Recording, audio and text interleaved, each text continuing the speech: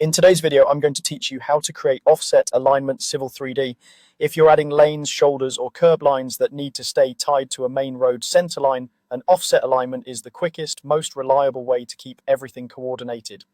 You'll need an existing alignment in your drawing, and we'll build the offset so it updates automatically if the base alignment changes later. Start by selecting your base alignment. You can click it directly in the drawing to highlight it, or pick it from the prospector under alignments if that's easier. Taking a moment to confirm you've got the correct parent alignment selected will prevent naming and style mix-ups later. Next, open the Offset Alignment tool. On the ribbon, go to the Home tab, then Create Design, then Alignment, and choose Offset Alignment. This opens the command where you'll define how far and on which side the new alignment will be created, along with how it should look and be stored. Now set your offset parameters. Enter the offset distance you want. Positive values place the offset to the right of the alignment's increasing stationing.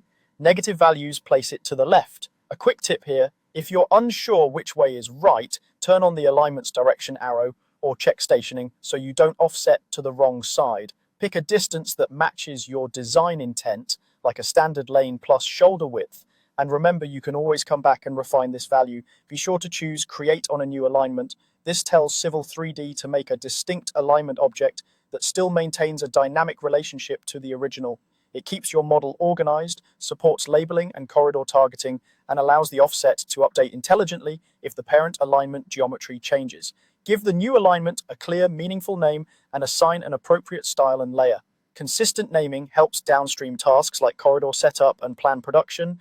The style controls how it appears in the drawing, line color, line type, and label visibility. So pick something that fits your company standards. Assigning the correct layer keeps your drawing tidy and makes it easier to manage visibility across viewports. When you're satisfied, finish the command to create the offset alignment.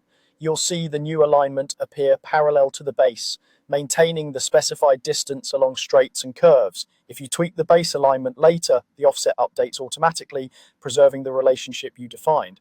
If anything looks off, revisit the properties to adjust the distance, side, style, or name until it aligns with your design needs. And that's all there is to creating a dependable offset alignment in Civil 3D.